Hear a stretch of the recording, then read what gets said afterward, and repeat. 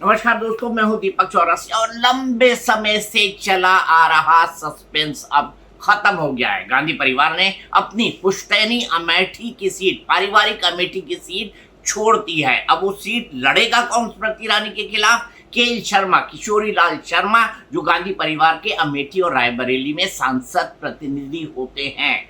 तो अमेठी अब गांधी परिवार ने छोड़ दी है, ये कंफर्म है। दूसरी तरफ राहुल गांधी ने दोनों में से एक रायबरेली सीट पर लड़ने का फैसला किया।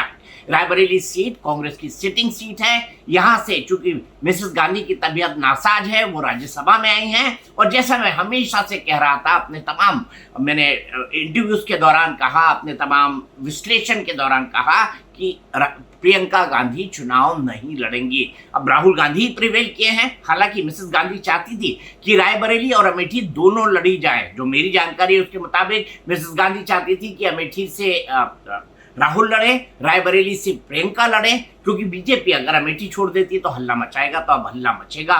प्रधानमंत्री ने कह दिया। अब राहुल का ही डायलॉग निकाल के लाए हैं। उन्होंने कहा था, उनके जो ट्विटर का अकाउंट है उस पर भी काफी समय से लगा था, अब लगा है कि नहीं लगा है मुझे पता नहीं, डरो मत, वो यही कहते थे, मोदी से डरो मत। और प्रधानमंत्री अब कह रहे हैं कि देखिए, डर के तो वो खुद भाग गए, क्योंकि उन्होंने अमेठी की अपनी परंपरागत सीट छोड़ दी है, जहां से वो 2004 से 2019 तक लगातार सांसद थे। अब उन्होंने क्यों छोड़ा? क्या स्मृति ईरानी के सामने अनकंफर्टेबल थे? मैंने आपको बताया है कि स्मृति ईरानी और उनके इक्वेशन जो बहुत बिटर है। गांधी परिवार और स्मृति ईरानी बहुत बिटर है, बहुत बिटर संबंध है दोनों के। मिसेस गांधी और स्मृति ईरानी के बीच तो संसद के अंदर बड़ा हॉट टॉक्स भी हुआ था। प्रियंका गांधी ने पूछ दिया था हु स्मृति। तो आप सोच सकते हैं कि स्मृति ईरानी ने किस शिद्दत से 2014 में टिकट मिलने के बाद चुनाव लड़ा, 2019 के बाद वो जीती, और 2019 में जीतने के बाद अब वो वहां पर घर बनाकर रह रही हैं। राहुल गांधी चुनाव हारने के बाद सिर्फ 2 बार अमेठी गए हैं। ये भी अपने आप में एक फैक्टर था जिसको राहुल गांधी ने कंसीडर किया होगा। तो अमेठी छोड़ने का सबसे बड़ा कारण ये स्मृति ईरानी का कैंडिडेचर, उन्होंने अपने सांसद प्रतिनिधि यानी परिवार के एक व्यक्ति को उतारा है, परिवार के लिए जो काम करता था उसको उतारा, परिवार के व्यक्ति को नहीं उतारा है। तीसरा जो सबसे बड़ा फैक्टर, राहुल का वहां के लोगों से मास कनेक्ट टूट जाना, क्योंकि उन पर ये आरोप हमेशा लगते रहते हैं कि अमेठी और रायबरेली का उतना विकास नहीं हुआ जितना गांधी परिवार की कॉन्स्टिट्यूएंसी में विकास होना चाहिए था। दूसरी तरफ रायबरेली में भी दिनेश प्रताप सिंह लोकल कैंडिडेट है। पिछली बार उन्होंने बहुत जबरदस्त टक्कर दी थी मिसेस गांधी को। जीत का अंतर जो है लगभग 1.5 लाख के आसपास का था, मैं एग्जैक्ट फिगर नहीं जानता, लेकिन मिसेस गांधी के निगेटिव वो था, इम्पैक्ट था वोट्स के मामले में। उनको -8% वोट मिले थे, जो 2009 के चुनाव में, 2014 के चुनाव में उनको मिले थे, और +17.81% दिनेश प्रताप सिंह के पक्ष में वोट पड़े थे। तो ये भी दिखाता है कि किस तरह के ग्राउंडेड कैंडिडेट दिनेश प्रताप सिंह को दिया गया है। अब कई सारी बातें होंगी, क्या गांधी परिवार में कोई प्रियंका को रोकने की कोशिश कर रहा है? क्या कांग्रेस में ये लड़ाई चल रही है? क्या गांधी परिवार में सब कुछ ठीक है? आइए इसको भी समझ लेते हैं।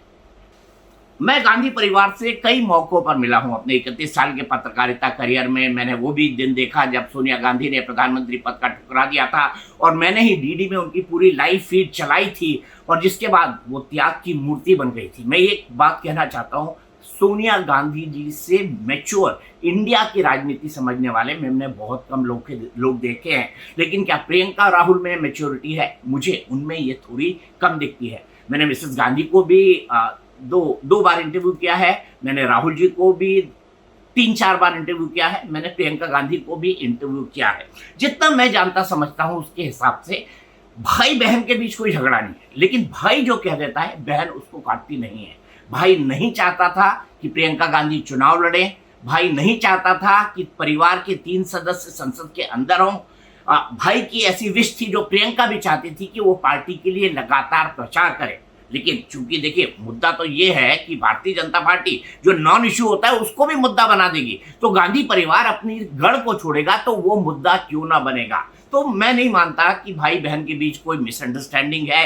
क्या मिसेस गांधी अपने डिसीजन राहुल गांधी से मनवा पाती हैं? तो मैं आपको ये कहना चाहूंगा कि 1.5-2 साल मिसेस गांधी को कार्यकारी अध्यक्ष बनाकर राहुल जी को समझाया गया था कि वो कांग्रेस का प्रेसिडेंटशिप फिर से स्वीकार ले, लेकिन वो नहीं बने। उन्होंने एक बार कह दिया कि मैंने कह दिया कि मैं नहीं बनूंगा तो नहीं बनूंगा। अब मल्लिकार्जुन खड़गे अध्यक्ष हैं, तो मिसेस गांधी अपने फैसले राहुल गांधी को कन्विंस कर पाती है, मनवा पाती है, इसमें मुझे कुछ संशय है। और मुझे ऐसा लगता है फैसले राहुल ही लेते हैं, सोनिया की सलाह जरूर लेते हैं, लेकिन फैसले उनके मन के होते हैं। और ये फैसले सिर्फ जो सीमित हैं सिर्फ परिवार तक या परिवार के चुनाव लड़ने तक नहीं, कांग्रेस के भी बड़े फैसले मल्लिकार्जुन खड़गे उस पर राहुल गांधी की संस्तुति की राह देखते हैं। अभी भी कई सारे अपॉइंटमेंट, अभी भी कई सारी चीजें जो है अटकी पड़ी हैं कांग्रेस संगठन के अंदर, लेकिन क्योंकि राहुल गांधी का कंसेंट नहीं मिल रहा, राहुल गांधी हाँ नहीं कह रहे, तो एक बार तो मल्लिकार्जुन खड़गे ने यहां तक कह दिया था कि बताइए मल्लिकार्जुन खड़गे जी, इस इशू पर आप क्या डिसीजन लेंगे। मेरे ख्याल से कर्नाटक में मुख्यमंत्री चुनने वाला मामला था, तो उन्होंने पूछा था हाईकमान से पूछेंगे।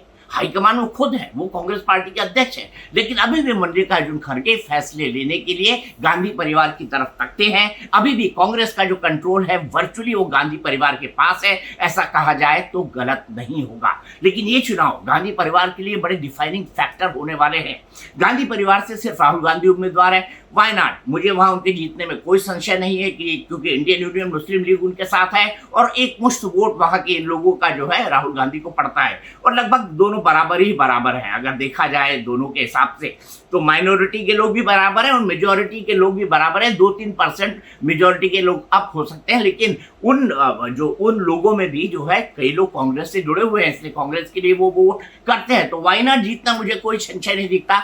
लेकिन रायबरेली में अब सबसे बड़ी चुनौती, अब यहां पर भी गर्दन किसको फंसानी पड़ेगी, यहां पर भी चुनावी रूप से राजनीतिक रूप से फंसना प्रियंका गांधी को पड़ेगा, क्योंकि राहुल गांधी तो उतना टाइम दे नहीं पाएंगे। तो रायबरेली अगर उनको जीतना है तो फिर से प्रियंका गांधी को उतरना पड़ेगा चुनावी मैदान के अंदर। और सबसे बड़ी बात, आखिरी दिन का ये सस्पेंस करके उन्होंने भारतीय जनता पार्टी को, कांग्रेस ने बहुत कम कुछ कहने का मौका दे दिया है। हालांकि प्रियंका गांधी ने नामांकन के बाद कहा कि हम दोनों सीटें जीतेंगे। उन्होंने अमेठी क्यों छोड़ा, गांधी परिवार ने इस पर कोई जवाब नहीं दिया। लेकिन जयराम रमेश कह रहे हैं कि ये राहुल गांधी की स्ट्रैटेजी है, राहुल गांधी सब रणनीति के तहत किया है, राहुल गांधी शतरंज के माहिर खिलाड़ी है। मैंने सुना है उसके बारे में एक वीडियो भी डाला गया, इस पर मैं कोई टिप्पणी नहीं करना चाहूंगा कि कांग्रेस क्या तर्क दे रही है, लेकिन कांग्रेस को ये जवाब जरूर देना होगा कि उसने अमेठी का ये गढ़ क्यों छोड़ा। अब चुनाव में इसका क्या इंपैक्ट आएगा, मैं ये समझाने की कोशिश करूंगा। मैंने कल एक टेलीविजन एनालिसिस में कहा था कि देखिए फजीहत हो रही है कांग्रेस पार्टी की। आज सुबह 7:30 बजे के आसपास मुझे मालूम पड़ा नाम आए, और नाम आने के बाद जो है राहुल गांधी जो है वो चार्टर्ड फ्लाइट से माँ के साथ, अपने जीजा जी के साथ, अपनी बहन के साथ वहां पर पहुंचे फुर्सतगंज के हवाई अड्डे पर, और वहां से उन्होंने रायबरेली में पर्चा डाला। प्रियंका गांधी ने किशोरी लाल को जो पर्चा है वो अमेठी के अंदर भरवाया। अब यहाँ पर प्रियंका गांधी के इस स्टैंड पर और गांधी परिवार के स्टैंड पर स्मृति ईरानी क्या कहती है, वो आह्लादित है। उनका ये कहना है कि देखिए गांधी परिवार ने बिना लड़े हार मान ली, ये गांधी परिवार का हार मानना है। प्रधानमंत्री ने भी तगड़ा अटैक किया है, गृह मंत्री अमित शाह ने भी तगड़ा अटैक किया है। प्रधानमंत्री ने कह दिया कि राहुल गांधी कहते हैं डरो मत। वैसे गाना है बड़ा पुराना, डायल 100 फिल्म आई थी, जावेद जाफरी उसमें थे, गब्बर सिंह ये कह के गया जो डर गया वो मर गया, नादान बच्चा हंसी खेल में कौड़ी गजब की देकर गया। तो मैं मानता हूं कि चुनाव में जो है आपको जीतना भी चाहिए और जीतते हुए दिखना भी चाहिए, कैंपेन करना भी चाहिए और कैंपेन को पीक पर पहुंचाना आना भी चाहिए। भारतीय जनता पार्टी इसके लिए अलग अलग तरह के प्रयोग करती रही है, लेकिन क्या इंडिया गठबंधन उतने संगठित होकर चुनाव लड़ रहा है? कोई अगर मुझसे पूछेगा, मैं पूछूंगा कि इंडिया गठबंधन एनडीए से कम संगठित है। दूसरा, इंडिया गठबंधन के बाद बीजेपी के बाद जबरदस्त मशीनरी है चुनाव को करवाने की, लेकिन इंडिया गठबंधन के पास ये मशीनरी नहीं है। तो जो नैरेटिव बनेंगे ना वो यही बनेंगे कि गांधी परिवार ने देखिए अमेठी और रायबरेली अमेठी पूरी तरह से छोड़ दी है, राहुल गांधी ने तो चुनाव लड़ने से ही मना कर दिया है, माँ की बगल कंपैरेटिवली सेफर सिर्फ रायबरेली से चुनाव लड़ रहे हैं, बहन चुनाव क्यों नहीं लड़ रही, इसमें तरह तरह की थ्योरीज भी आएंगी। और गांधी परिवार है क्योंकि तो देश में गॉसिप भी ज्यादा होता है, क्योंकि देखिए ना साहब भारत की पहली राजनीतिक परिवार है गांधी परिवार। पिछले 75 साल में कम से कम देश में तो यही रहा है ना कि प्रथम राजनीतिक परिवार अगर किसी को कहा जाता है तो वो गांधी परिवार है। अब गांधी परिवार इसको हैंडल कैसे करेगा? आज हमको लग रहा था कि गांधी परिवार वंस इन ऑल इस मैटर को सेटल करेगा, बताएगा कि उन्होंने अमेठी क्यों छोड़ा। अब वहां से कौन कौन बाहर निकले?